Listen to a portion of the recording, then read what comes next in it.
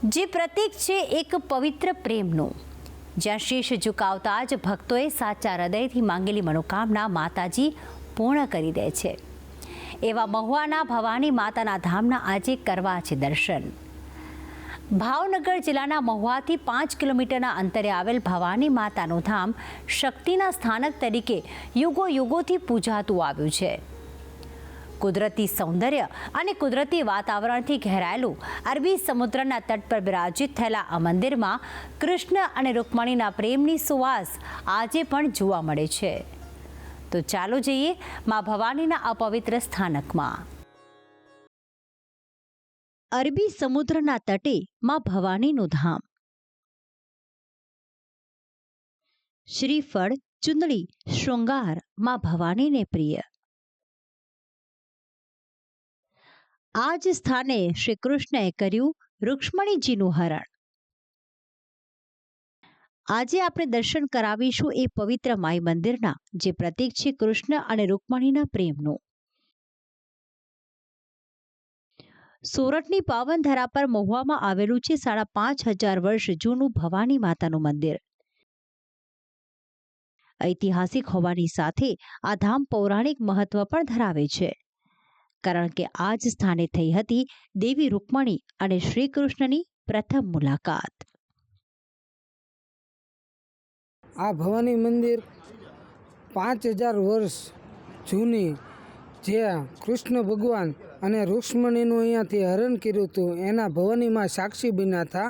એનું પ્રતીક તરીકે આજ પણ હજારો વર્ષથી લોકો અહીંયા પૂજા અને તેમની શ્રદ્ધાથી લોકો 5,000 વર્ષથી આ જ રીતના હજી પણ આજની લોકોમાં ભૂલતા નથી અને માતા એના સાક્ષી બન્યા હતા, જે લોકો આજ પણ બધા શ્રદ્ધાથી અહીંયા આવે છે। ભવાની માતાનું મંદિર હાલમાં અત્યારે જે કતપર ગામ કહેવાય છે એને કુંદનપુર કહેવામાં આવતું, મહુવા જે છે એને મધુમતી નગરી કહેવામાં આવતી, ભાદરોડ જે છે એ ભોજકટક, એને ભાદરોડને ભોજકટક કહેવામાં આવતું। અહીંથી ભગવાન શ્રી કૃષ્ણએ રૂક્ષ્મણીનું હરણ કર્યું હતું। આ ઇતિહાસ મહાભારતમાં આવે છે, દેવી ભાગવતમાં પણ આવે છે।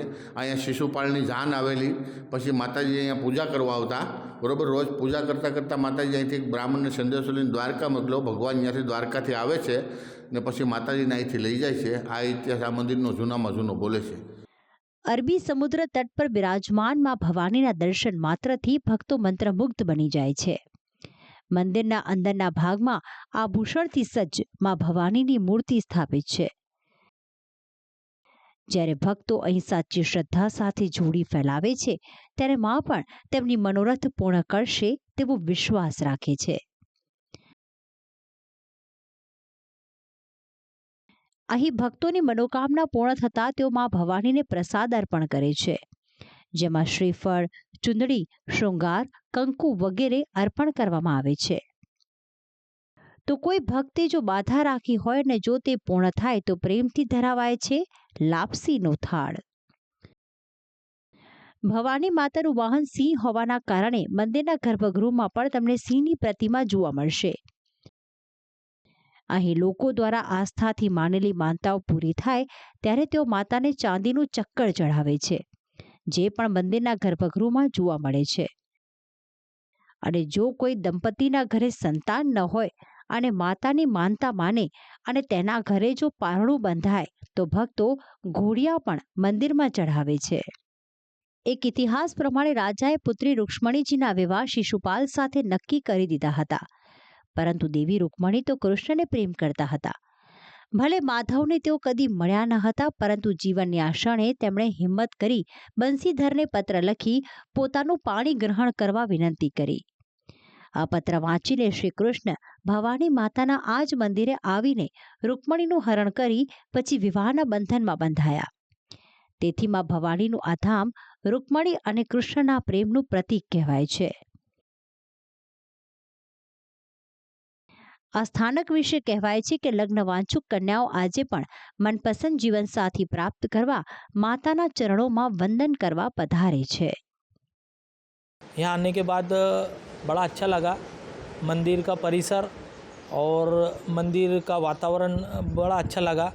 मान्यता के हिसाब से भवानी माता का जो मंदिर है ये जागृत स्थान है। यहाँ हर जो यात्री आता है दर्शन को, इनका मनोकामना पूरा होता है और माता जी हम लोग की भी मनोकामना पूरी करे। मैं अपने परिवार के सहित माता जी के दर्शन करने आया। ભવાની માં અમારા કુળદેવી માં છે અને હિન્દુ ધર્મમાં જે આદ્યાપીઠ કહેવાય, શક્તિપીઠ કહેવાય એવી શક્તિપીઠ છે એમાંનું એક ગણો તો પણ ચાલે. અને ભવાની માનું મંદિર એટલું આ શક્તિશાળી મંદિર છે કે લોકોની આસ્થાનું કેન્દ્ર છે. તમે મનથી કોઈ પણ માનતા માનશો અહીંયા માતાજીની તો માં તમારી માનતા દરેક સમયે દરેક સ્થળે પૂરી કરશે. અને આ હિન્દુ મંદિર અને દરેક લોકોની આસ્થાનું કેન્દ્ર છે. અહીં માત્ર ગુજરાતમાંથી જ નહીં પરંતુ ભારતમાંથી લોકો માં ભવાનીના દર્શન કરવા આવે છે. માં ભવાની મંદિરમાં એક પ્રાચીન શિવલિંગ પણ જોવા મળે છે. તો સાથે ગણેશજી, હનુમાનજી અને માં રાંદલના પણ અહીં દર્શન થઈ રહ્યા છે.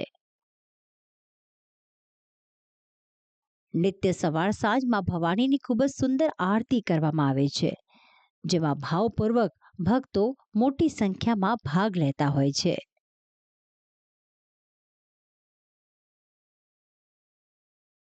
અહીંથી લોકો માતાને શ્રીફળ અર્પણ કરે છે, કંકુ ચઢાવે છે અને પોતે પણ એ કંકુને પોતાના માથા પર લગાવે છે.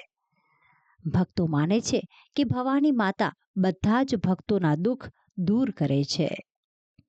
કુમાર શુક્લ, ભક્તિ સંદેશ, સંદેશ ન્યૂઝ, મહુવા.